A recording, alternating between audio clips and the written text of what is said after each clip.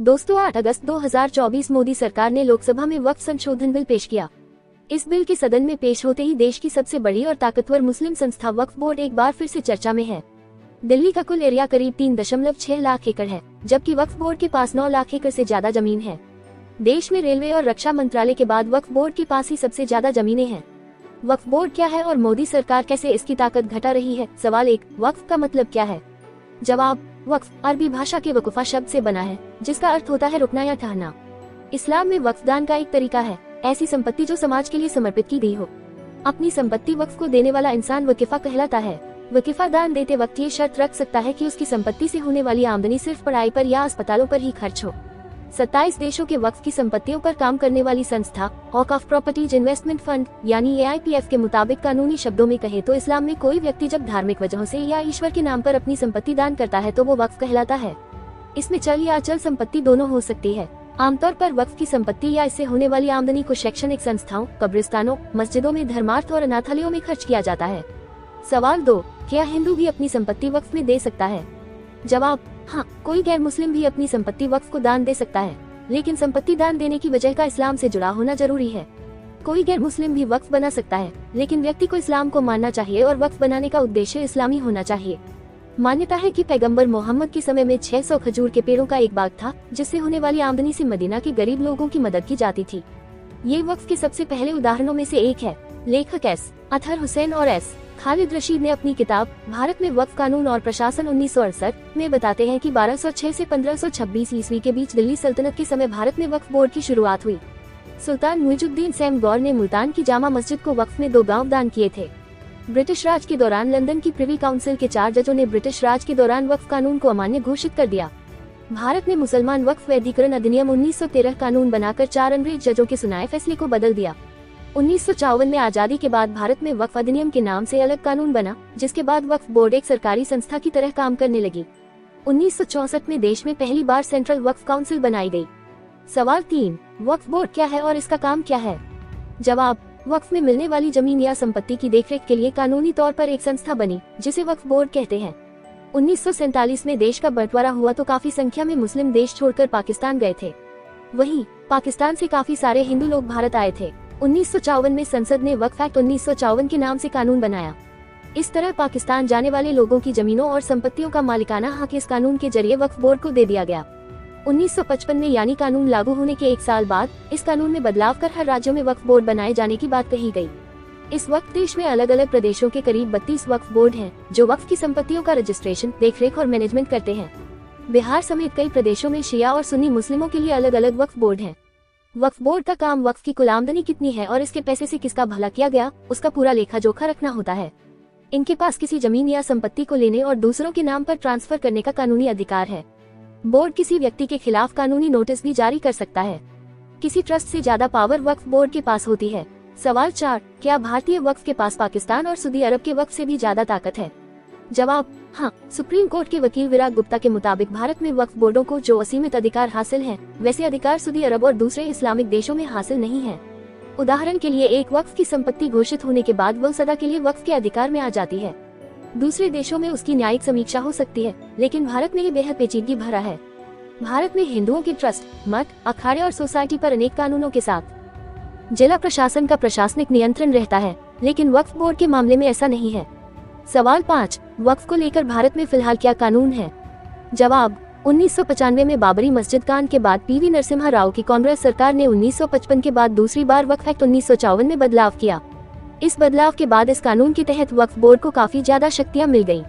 अब इस कानून में इतनी ताकत थी कि वक्फ एक्ट 1995 के सेक्शन 3R के मुताबिक अगर बोर्ड किसी संपत्ति को मुस्लिम कानून के मुताबिक पाक, पवित्र, मजहबी, धार्मिक या चैरिटेबल परोपकारी मान ले तो वह संपत्ति वक्फ बोर्ड की हो जाएगी।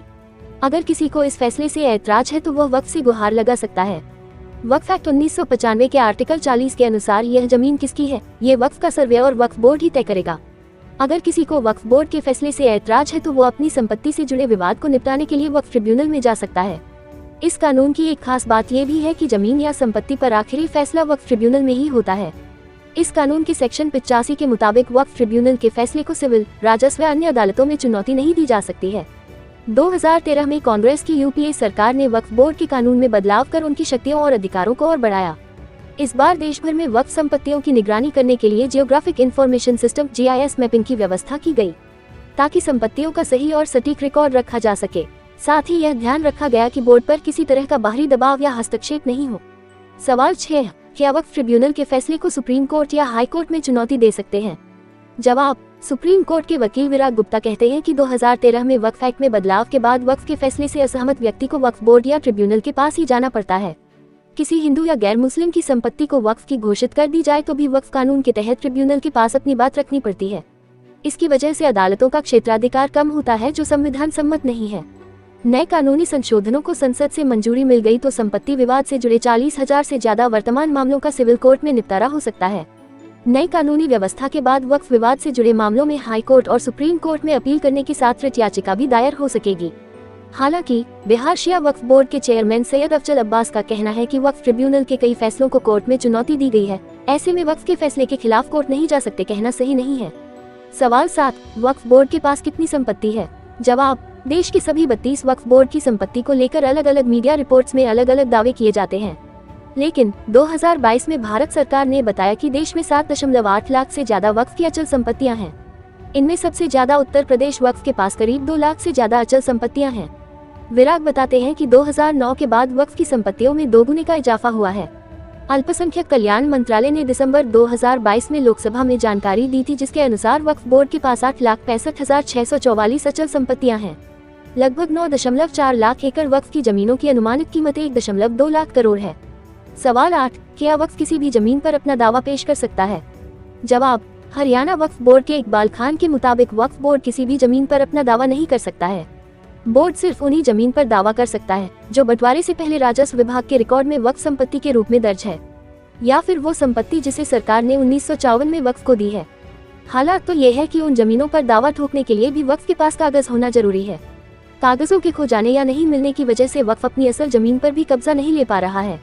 बिना कानूनी तौर पर साबित किए किसी जमीन पर वक्फ नहीं दावा कर सकता है। बिहार शिया वक्फ बोर्ड के चेयरमैन सैयद अफजल अब्बास बताते हैं कि सरकारी एजेंसियों और मीडिया ने वक्फ की इमेज को खराब किया है।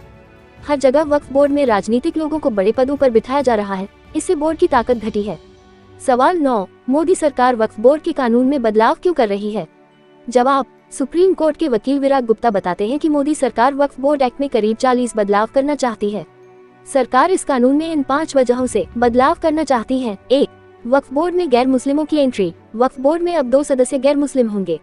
इतना ही नहीं, बोर्ड के CEO भी गैर मुस्लिम हो सकते हैं। 2, महिला और अन्य मुस्लिम समुदाय का पार्टिसिपेशन बढ़ाना। कानून बदलकर वक्फ में महिलाओं का पार्टिसिपेशन बढ़ाया जाएगा। सेक्शन -9 और 14 में बदलाव करके केंद्रीय वक्फ परिषद में 2 महिलाओं को शामिल करने का प्रस्ताव है।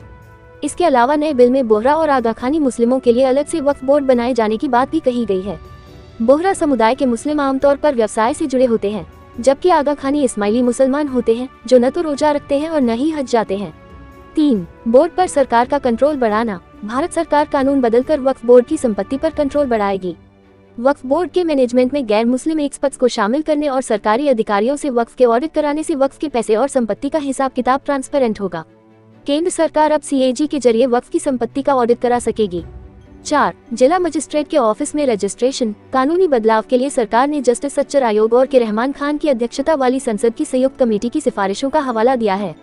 इसके मुताबिक राज्य और केंद्र सरकार वक्फ संपत्तियों में दखल नहीं दे सकती है, लेकिन कानून में बदलाव के बाद वक्फ बोर्ड को अपनी संपत्ति जिला मजिस्ट्रेट के दफ्तर में रजिस्टर करानी होगी, ताकि संपत्ति के मालिकाना हक की जांच हो सके।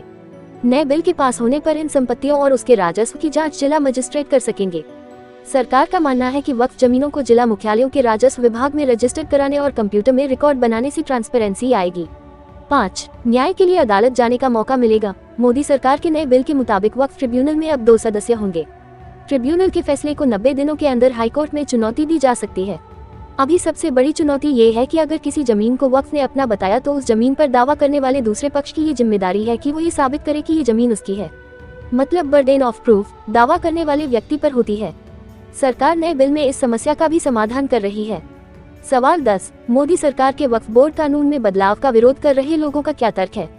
जवाब, बिहार शिया वक्फ बोर्ड के चेयरमैन सैयद अफजल अब्बास बताते हैं कि जैसे मोदी सरकार किसानों से बात किए बिना कृषि कानून लेकर आई थी, उसी तरह सरकार वक्फ बोर्ड के नेताओं से बात किए बिना वक्फ बोर्ड से जुड़े कानून में बदलाव करने जा रही है। वक्फ बोर्ड सरकार के इस फैसले का 3 वजहों से विरोध कर रही है। 1, सरकार ने वक्फ से जुड़े लोगों से कानूनी बदलावों को लेकर बातचीत और रायशुमारी नहीं की है। 2. अनुच्छेद 26B धार्मिक संप्रदायों को धर्म के मामलों में खुद प्रबंधन करने के अधिकार की गारंटी देता है। वक्फ की संपत्ति अल्लाह के नाम की संपत्ति है। ऐसे में अगर मोदी सरकार वक्फ के कानून में बदलाव करके वक्फ बोर्ड की स्वतंत्रता और स्वायत्तता छीनना चाहती है तो सही नहीं है। 3. मीडिया से मिल रही जानकारी के मुताबिक सरकार कानून में बदलाव करके वक्फ बोर्ड को पूरी तरह से अपने कंट्रोल में करना चाहती है, जिससे धार्मिक स्वतंत्रता खत्म हो जाएगी।